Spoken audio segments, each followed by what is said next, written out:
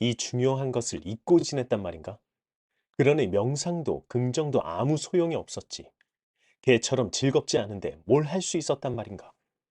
안녕하세요. 최혜직입니다. 방금 말은 오늘 소개해드릴 책을 읽으면서 느꼈던 제 독백인데요. 아마 여러분도 내용을 듣다 보시면 저처럼 생각하실지도 모르겠습니다. 인생에서 가장 중요한 것을 빼먹고는 긍정해야 해. 부정적인 생각은 하지 말자. 난 목표를 이룰 거야고. 지난 수개월을 살았던 것 같습니다. 생각해보면 최초 시작할 때는 이 감정을 가지고 있었는데 말이죠. 어느 순간 가장 잊어버리기 쉬운 감정, 그리고 인생에서 가장 중요한 감정, 그걸 잊고 지내다가 다시 끄집어내준 이 책에 너무 감사합니다. 책 제목은 나는 나의 20살을 가장 존중한다입니다. 24년 2월 28일에 발행된 아주 따끈한 신간이죠. 토네이도 미디어 그룹에서 발행되었습니다. 저자는 유튜브 러셀TV에 출연하였고, 조회수가 100만이 넘은 것을 계기로 이 책을 쓰게 되었다고 합니다. 한겨울 방 안에서 입김이 나올 정도로 가난했던 흑수저에서 대한민국 상위 1% 부를 이루게 된 의사이자 작가인 이하영 원장입니다. 포항공대에 입학했으나 연극 동아리에서 의사 역할을 맡게 된 이후 의사가 되기로 결심하고 포항공대를 그만두고 재수해서 의대로 갑니다. 아무 수입이 없었기에 포항공대 출신으로 과외를 했는데 사실상 그들과 같이 수능 공부를 하고 있었던 셈이죠. 책을 통해 이제야 밝히는 비밀이라고 합니다. 그는 이 시절에 의대에 가기 위한 의지로 수술복을 사고 그 수술복에 본인의 이름을 새겨 놓았습니다. 그 수술복을 입고 독서실에 가서 공부했다고 합니다. 대단하죠? 남들 시선보다 본인의 목표가 더욱 중요했던 겁니다. 결국 의대에 가게 되었고 졸업한 뒤 삼성 서울병원에서 근무합니다. 왜냐하면 가장 페이가 높았기 때문이었다고 합니다. 그리고 삼성 서울병원에서 전문의를 취득한 후 병원을 개원해야겠다고 결심했습니다. 10억 빚으로 시작한 그는 현재 본인의 자산이 어느 정도인지 굳이 액수로 정확히 알고 있지 않다고 합니다. 워낙 많으면 알 필요가 없을 테니까요. 저는 이 책을 읽으면서 너무 쉽게 읽히고 뒤통수를 한 100대는 맞은 것 같습니다. 여러분도 한번 읽어보시면 저처럼 뒤통수가 얼얼하게 될지도 모르겠습니다. 저는 이 책을 읽으면서 떠오른 책이 두 개가 있었습니다. 억만장자 시크릿과 꿈을 이룬 사람들의 뇌였는데요. 하나씩 그 책들이 떠오른 이유와 연결이 되는 부분을 소개하겠습니다. 그럼 시작하겠습니다. 뭔가를 이루려면 의지가 있어야 하는데 그 의지를 유지하기 위해선 즐거워야 한다. 머리글의 내용 중에 있는 말입니다. 사실 처음에는 이 글이 와닿지 않았습니다. 왜냐하면 누구나 하는 말이고 평범한 말이니까요. 저자는 수술복을 입고 독서실에 갔을 때 즐거웠던 걸까요? 그런데 읽으면 읽을수록 느껴져 오는 겁니다. 생각해보니 저도 항상 고민하던 거였습니다. 긍정적인 생각, 미래를 미리 경험해보기 위한 마인드 무비, 명상, 독서, 아무것도 안 될 때는 가벼운 운동 등을 하다가도 오늘은 진짜 아무것도 하기 싫을 때를 어떻게 하면 극복할 수 있을까? 어떤 사람은 극복 방법은 시스템이라 하던데 나는 아닌 것 같다. 대체 뭘까? 뭐를 통해 극복할 수 있을까? 극복의 비밀이 즐거움이었던 거죠. 와, 제가 지금까지 깨달으려고 발버둥 치면서 그 많은 책을 읽고 방법을 찾아내려고 했던 모든 것이 저기에 있었던 겁니다. 제가 즐겁지 않은데 긍정적인 생각이 나올 수 있을까요? 즐겁지 않은데 그저 열심히만 한다고 되는 걸까요? 긍정 확언을 아무리 해도 뿌리 생각이 계속 부정적으로 나를 괴롭히는데 이게 되는 걸까요? 그저 그렇게 될 것을 아는 것, 이미 가진 줄로 믿는 것의 뿌리 감정은 즐거움이었습니다. 저자의 말을 빌려서 하자면 개처럼 사는 것입니다. 개는 본인의 본능에 충실합니다. 저자가 강조하는 것은 오늘 하루를 충실하게 즐겁게 아무 생각 없이 살아감입니다. 하루가 즐거운데 두려움과 결핍과 같은 감정과 생각들이 우리를 괴롭힐 수 있을까요? 지금 이 콘텐츠를 쓰고 있는 와중 즐겁다고 생각하면서 쓰니 평소보다 매우 빠르게 머리가 돌아가는 것 같습니다. 오늘 혹시 즐겁다고 생각하시나요? 만약 그러신 적이 없다면 눈을 감고 호흡에 집중한 뒤 숨을 참고 오늘 하루 너무 즐겁다. 고 딱 한 번만 생각해 보세요. 오늘 마법 같은 하루가 펼쳐질지도 모릅니다. 이 짧은 명상법은 저자인 이하영 원자님께서 하는 방법인데요. 아주 짧은 순간에 어디서든 눈을 감을 수만 있는 곳이라면 가능한 기분 전환 방법이죠. 저자가 인생을 살아가면서 터득한 방법들을 하나씩 소개하겠습니다. 그러면서 연결됨을 느낀 책들도 함께 말해드리겠습니다. 왜 연결됨을 느꼈는지 아시게 될 겁니다. 제가 책 속의 영상을 올리면서 처음으로 가장 많은 조회수가 나왔던 책 속의 영상이 억만장자 시크릿 영상이었습니다. 그 영상에서 억만장자들의 공통점 6가지를 소개했는데 저자도 그 공통점을 가지고 있었습니다. 소개해드렸던 6가지는 일찍 일어나기, 건강유지, 독서, 사색, 규칙적인 일과 규율입니다. 저자는 억만장자들의 공통점 6가지와 완전히 같은 습관을 가지고 있었습니다. 그 중에서도 저자가 가장 중요시하는 것은 독서, 명상, 운동입니다. 이 3가지가 본인을 부자로 만들 수 있는 반드시 가져야 할 습관이라고 강조합니다. 이 습관을 가지는 것 자체가 힘들지도 모르죠. 그래서 이 감정을 기억해야 합니다. 즐거움. 이 감정은 인생에서 마법처럼 활용될지도 모릅니다. 전 세계적으로 당신도 초자연적이 될 수 있다 책을 베스트셀러로 만든 조 디스펜자 박사의 다른 저서, 꿈을 이룬 사람들의 뇌를 보면 습관에 대해 이렇게 말합니다. 오래된 자아인 습관을 깨는 것을 다시 배워야 합니다. 새로운 자아를 다시 생성하는 것은 새로운 마음으로 새로운 감정이 되고 더 이상 과거의 같은 방식으로 신호를 보내지 않게 됩니다. 그리고 명확한 의도와 높아진 감정과 결합할 때 그들은 실제로 그들의 에너지를 바꾸고 있습니다. 그들은 그들의 뇌 화학을 바꾸고 있습니다. 그들은 그들의 뇌가 작동하는 방식을 바꾸고 있습니다. 우리의 뇌는 과거에 형성된 것을 받아들여 굳어지게 됩니다. 마치 파블로프의 개처럼 음식을 보면 침이 나오는 것처럼 우리의 뇌도 똑같이 반응합니다. 만약 어떤 사람이 어떤 사물을 보고 어렸을 때의 기억이 떠올랐는데 그것이 안 좋은 기억이라면 그 사람의 뇌에서는 그 사물과 그 기억을 하나로 묶어버린 것입니다. 저자는 이 긴 글을 한 단어로 압축시켰습니다. 다시 강조합니다. 그것은 즐거움입니다. 억만장자들의 공통점이 이러니까 나도 해야지가 아니라 그저 즐거워서 하는 것으로 본인을 바꿔야 함을 저자는 강조합니다. 그 강조를 더욱 힘있게 하기 위해 본능처럼 살고 있는 개처럼 사는 것을 비유했습니다. 이 개처럼 사는 것이란 많은 걸 내려놓게 하고 수용과 허용을 할 수 있는 나 자신을 발견할 수 있습니다. 신기합니다. 말은 이상한데 마음은 편해지는 게요. 먼저 개처럼 살지 않는 인간답게 살고 있는 나 자신을 한번 돌아보죠. 오늘 일어나서 출근할 때 가기 싫다는 생각하셨나요? 오늘 해야 할 일을 생각하니 머리가 지끈거리셨나요? 오늘 나가야 할 비용들을 생각하니 앞이 캄캄해지셨나요? 오늘 또 그 싫은 사람을 봐야 한다는 생각에 마음이 무거워지셨나요? 사실 제가 회사를 다닐 당시 항상 하던 생각이기도 합니다. 그리고 그렇게 생각이 든 뒤 회사에 출근하면 저도 모르게 표정에서 다 드러났을지도 모르겠습니다. 그러면 오늘 출근한 하루에서 얻는 경험은 매우 별로겠죠. 표정이 안 좋으니 직장 동료와 이야기할 때도 좋지 않았을 거죠. 그럼 상대방도 제 감정에 동요되어 기분이 안 좋아졌을지도 모릅니다.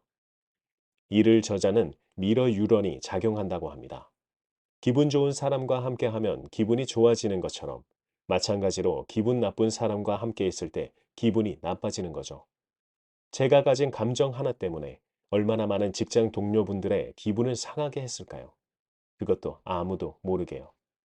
그들도 저 때문에 기분이 나빠졌다고 깨닫지 못했을지 모르니까요. 혹은 그들도 저처럼 생각하고 출근했을지도 모르고요. 이 미러 유런 이론은 거울 신경세포라고도 부릅니다.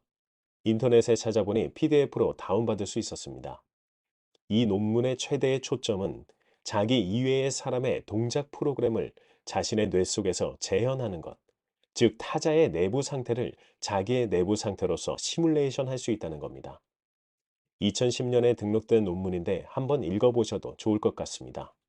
책 구매처와 함께 이 논문의 링크도 함께 더보기란에 달아놓겠습니다.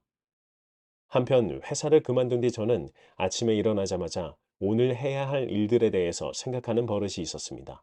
심지어 자기 전에도요. 아마도 회사를 약 15년간 다니던 버릇이 남아 있을 테죠. 그러다 보면 이것도 해야 하고 저것도 해야 하는데 하고 생각만 하다가 어떤 하나도 마무리를 못할 때가 많았었죠. 오늘 일어났을 때 긍정 확언이든 뭐든 다 때려치고 먼저 한 생각은 살아있어서 즐겁다를 생각하고 시작해 봤습니다. 놀랍던데요. 실제로 해보시면 정말 놀랍다는 걸 아실 수 있습니다. 저자는 이 아침 루틴을 리추얼 모닝이라고 하는데요. 이 리추얼 모닝을 위해 세 가지를 늘 한다고 합니다. 그것은 광고 규정상 말해드리긴 힘들지만 아주 간단한 겁니다. 단지 즐겁다가 첫 시작이어야 함을 알고만 있어도 됩니다. 일어나자마자 드는 생각이 즐겁다라면 우리의 무의식에 즐거움이 자리 잡힌다고 합니다. 저자는 이 무의식에 좋은 감정을 넣어주는 것을 강조합니다. 그래야 무의식에서 좋은 것이 흘러나와 행동도 표정도 말도 모두 좋게 나올 수 있다고 합니다. 의식과 잠재의식의 상호작용인 거죠. 의식적으로 즐겁다를 무의식에 넣었더니 모든 행동이 즐거움으로 표출되는 겁니다. 저는 오늘 항상 저를 짓누르던 어깨 통증에서 한결 가벼워짐을 느꼈습니다. 즐거우니까요. 즐거움은 정말 대단합니다. 그리고 시작은 위대하죠. 시작은 또한 결론에서 우리가 그렇게 됨을 아는 것과 같으니까요. 그 연결고리가 이렇게 되는 건가? 하고 생각이 듭니다. 즐거움을 의식적으로 무의식에 넣으면 시작하기가 쉬워집니다. 마치 중요성을 낮춘 효과와 같아요. 결단의 저자 론 무어, 리얼리티 트랜서핑의 저자 바딤 젤란드도 어떤 일을 할 때 중요성을 낮춰야 함을 강조했습니다. 저자도 같은 생각을 한 겁니다. 또한 조 디스펜자 박사는 생각과 감정의 결합이 기억을 만든다고 했었죠. 저자는 인생을 살면서 이걸 깨달았던 것 같습니다. 그래서 부자가 되는 것은 마음 공부라고 책을 통해 알려주는데요. 이 마음 공부가 감정의 소중함, 그리고 세상의 이치를 깨닫는 과정을 느끼는 것입니다. 그리고 즐거움이라는 것을요. 마음 공부에서 저자가 중요시한 긍정 세 가지와 부정 세 가지가 있습니다. 저자는 참 이걸 쉽게 잘 표현합니다. 그것은 삼감과 삼불입니다. 아마 이런 말 들어보신 적 있으실 겁니다. 사람은 예시 3개 이상은 잘 기억하지 못한다고요. 그래서 마케팅에서 이 법칙을 잘 활용합니다. 아무리 많은 장점이 있어도 3가지 이상 표현하지 않는 것이 마케팅 불변의 법칙입니다. 애플은 3가지도 아니고 오로지 한 가지만을 표현하는 광고를 많이 하죠. 저자는 이렇게 책을 쉽게 썼는데 이렇게 될 수 있었던 것은 스피치 학원을 통해 알게 되었다고 합니다. 그 선생님은 항상 저자에게 이렇게 말했었대요. 미소 지으면서 유치원생에게 말하듯이. 그래서 마음먹으면 하루에 2번 보면서 마음에 새길 수 있는 책입니다. 다시 삼감과 삼불이 무엇인지 돌아오겠습니다. 삼감은 감사, 감동, 감탄입니다. 삼불은 불평, 불만, 불안을 표현합니다. 삼감이 많은 인생과 삼불이 많은 인생은 확연히 다름을 말해줍니다. 제 거의 모든 영상에서 감사의 중요성을 담곤 했습니다. 역시 감사는 다짐을 내포하는 절대 단어이자 감정이라고 생각합니다. 감사의 중요성은 장담하건대 모든 자기계발 서적에 나오며 바로 전 영상인 그리스도의 편지에도 나옵니다. 저자인 이하영 원장님도 이를 강조합니다. 그가 책을 통해서 한 말씀 중에 너무 좋은 글귀가 있어서 그대로 읽어드리겠습니다. 이도 얼마나 마케팅적으로 좋고 쉬운 단어만을 써서 뒤통수를 아프게 하던지 한번 느껴보시면 좋겠습니다. 없는 것만 바라보면 없는 자가 되어버려 있는 것도 사라진다. 있는 것에 감사하면 있는 자가 되어버려 없는 것도 나타난다. 이 글을 한 번에 잠시 보시죠.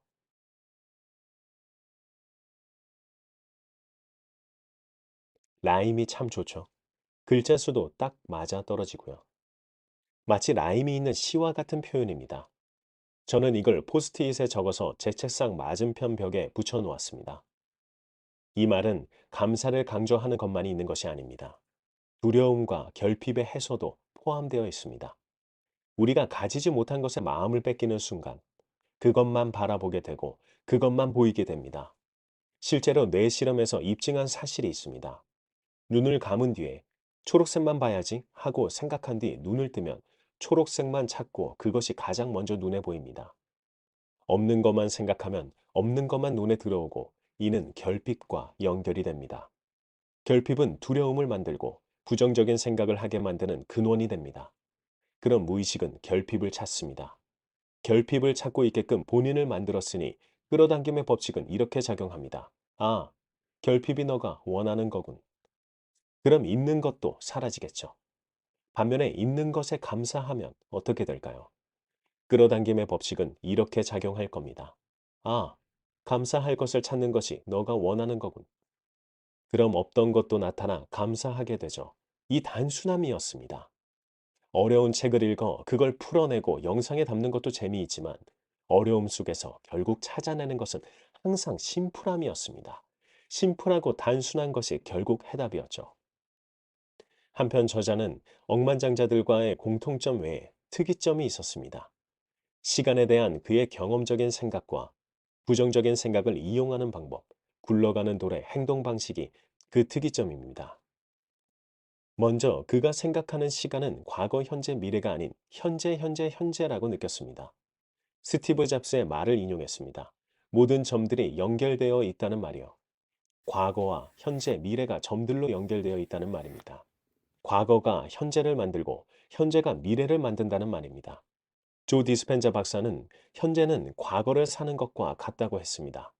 왜냐하면 과거의 경험들이 뇌에 축적되고 그 기억들을 반복 재생하게 되기 때문입니다.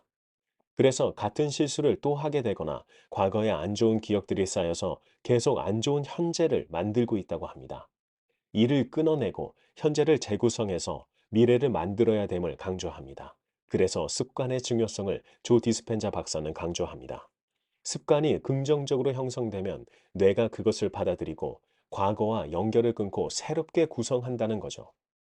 억만장자 시크릿에서 나온 6가지 공통적인 습관을 뇌가 장착하고 있으면 미래가 새롭게 구성될 수 있다는 겁니다. 그런데 그 6가지 지키는 것 어렵습니다. 그 어려움을 쉽게 하는 것이 즐거움의 감정입니다. 그리고 이 과정이 미래를 만듦을 알고 있어야 합니다. 취업을 해야 한다면서 넷플릭스, 예능 보고 웃어넘긴 하루의 현재가 만드는 미래는 뭘까요?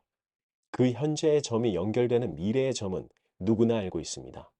오늘 하루 개처럼 충실하게 즐겁게 살지 않았다면 미래는 인간답게 암울할지도 모릅니다. 참 말이 이상하죠? 인간은 부정을 항상 달고 살 수밖에 없음을 받아들이고 허용해야 함을 저자도 강조합니다. 퓨처 셀프에서는 우리가 움직이는 이유가 미래를 위해서라고 합니다. 배가 고프니까 냉장고를 열죠. 배고픔을 없애기 위함은 미래니까요. 이처럼 나은 미래를 위해서 우리가 현재의 점을 개처럼 충실하고 즐겁게 보냈을 때 미래의 점이 북극성처럼 밝게 빛나고 있을 겁니다. 두 번째 특이점은 부정적인 생각을 역이용하는 방법입니다. 사실 이는 저도 항상 고민했던 것이었고 언젠가 구독자님께서 댓글을 달아주신 적이 있습니다. 그때 저는 아직 부족하지만 이렇게 답했습니다. 부정은 이미 알고 있는데 굳이 할 필요가 있을까요? 이때까지는 저도 마음에 들었습니다. 하지만 이 책에서 그걸 역이용하는 발상을 들으니 또 알게 됨이 있어 너무 좋고 감사했습니다. 이 역이용 방법을 한번 같이 생각해 보죠. 오늘 꼭 운동해야지 라고 생각하면 어떤 생각이 뒤따르시나요? 운동하려면 또 옷 갈아입어야 되고 나가야 하고 귀찮아지고 하고 나면 힘들어서 하루 종일 퍼져 있게 되겠지란 생각이 뒤따라옵니다. 그럼 이제 역이용 해볼까요? 오늘 운동하지 말아야지 라고 생각하면 뒤따라오는 생각은 운동 안 하면 배 나오고 더 피곤해질 거고 상쾌함을 맛보지 못할 것이고 등 해야 할 이유들이 옵니다. 신기하지 않나요? 이게 생각을 부정해버리는 걸 역이용하는 겁니다. 이걸 알았다면 구독자님께 저도 이렇게 답해드렸을 텐데요. 부정적인 생각을 부정해버리면 알아서 해야 할 이유들을 찾아줄 겁니다. 라고요. 지금이라도 다시 이렇게 답해드리고 싶습니다. 세 번째 특이점은 굴러가는 돌입니다. 두 번째 특이점에서 생각을 하는 순간 생각이 몸을 움직이게 만들기 전에 무겁게 만든다고 합니다. 점점 무거워지는 몸 때문에 결국 안 해버릴 수도 있죠. 그때 그냥 하나만 시작하는 겁니다. 스쿼트든 팔굽혀펴기든 생각보다 빠르게 딱 하나만. 그럼 분명히 하나 이상은 하고 있는 자신을 발견할 수 있다고 합니다. 왜냐하면 사람은 관성이 작용하기 때문입니다. 하나를 시작하면 관성의 법칙에 따라 계속 하게 됩니다. 이래서 시작은 참 위대하죠. 일단 시작하면 관성의 법칙에 따라 하게 됩니다. 그렇게 쌓여가면 어느새 잘하고 있는 자신을 발견하게 되고, 잘하면 즐거워집니다. 즐거워지면 더 잘하게 됩니다. 끝으로 저자가 가진 철학 하나가 다른 책들과 연결됨을 발견하고 소개해드리고 마치려 합니다. 이 책은 매우 쉽게 읽히면서 감사, 감동, 감탄, 상감을 주는 책이므로 꼭 한번 읽어보시길 추천드립니다. 제가 다른 책들을 읽으면서 항상 영상에 정확히 담지 않는 것들이 있었는데요. 그것은 우리가 하나에서 나왔음을 표현하는 겁니다. 저는 이걸 잘 설명할 자신이 없었어요. 혹시 했을지도 모르겠지만 지금만큼 알고서 하지는 못했을 거라고 생각합니다. 이 하나임을 여러 책에서 반복해서 읽게 되니 알게 된 순간인 것 같습니다. 이 하나임이 자세하게 나온 책은 신과 나는 이야기, 마스터키 시스템, 그리스도의 편지가 기억이 납니다. 이를 표현한 방법은 여러 가지였는데 기억나는 것이 있습니다. 이를 재구성해서 한번 만들어 바다 이야기를 들려드리겠습니다. 바다와 바람이 만나서 파도를 만들었습니다. 파도가 바위에 닿자 물방울 하나가 튀어올라 바위에 얹히게 되었습니다. 그 물방울은 본인이 바다인 줄 잊었습니다. 본인이 물인 줄은 알고 있으나 바다인 줄은 모릅니다. 본인은 바위와 다르게 생겼습니다. 왜 나는 다르지? 그렇게 그 바위에서 살았습니다. 태양도 내리쬐는 게 뜨겁기만 하고 밤에는 어찌나 추운지 힘듭니다. 그러다 이제 거의 바위와 한 몸이 되려 합니다. 그러는 순간 바다에서 다시 파도가 일었고 물방울은 파도에 휩쓸려 다시 바다로 들어갔습니다. 물방울은 본인이 바다였다는 것을 다시 알게 되었습니다. 본인은 작은 물방울도 아니고 바위와 한 몸이 될 것이 아니라 사실 엄청 큰 바다였습니다. 잠시 체험을 하기 위해 다녀온 것일 뿐이라는 것을 알게 되었습니다. 그리고 그 체험을 동료들에게 말해 주었습니다. 동료들은 굉장히 흥미진진했습니다. 그렇게 본인도 체험하고 싶어서 파도에 본인의 몸을 씻습니다. 그리고 바위에 얹히는 순간 본인이 바다라는 것을 잊어버렸습니다. 완전한 체험을 하고 싶으니까요. 우리 모두가 바다입니다. 이미 완전한 바다였죠. 단지 체험을 하기 위해서 각자 세상에 몸을 맡긴 겁니다. 그러니 누구를 미워할 필요도, 누구를 시기할 필요도, 누구를 부러워할 필요도 없습니다. 결국 다 같으니까요. 바위는 남들이 만들어낸 것을 상징합니다. 먼저 떠났던 물방울들이 풍화작용을 거쳐 바위와 한 몸이 된 거죠. 당연히 과학적으로 말이 안 되는 거 압니다. 물은 증발하니까요. 바위도 원래 그 자리에 있었고요. 단지 이야기입니다. 그렇게 세상에 먼저 나온 물방울들이 본인이 바다인 줄 모르고 만든 세상이 바위를 뜻한다는 겁니다. 세상에 나온 물방울들이 본인이 바다였음을 잊고 처음 만난 세상이 바위인 겁니다. 바위가 전부인 줄 알고 그와 동화되는 거죠. 그건 본인이 아닌 다른 사람이 만들어 놓은 세상에 본인을 맞춰가고 있음을 말합니다. 우리는 이미 바다처럼 완전한 사람입니다. 완벽하진 않아도요. 그러니 남들이 만들어 놓은 인생 트랙에 몸을 맡길 필요가 없습니다. 본인이 만들 인생 트랙이 분명히 있습니다. 어떠셨나요? 이하영 원장님이 쓴 책을 소개해드리고자 콘텐츠를 작성하면서 저 또한 즐겁게 쓴 것 같아 매우 만족하고 있습니다.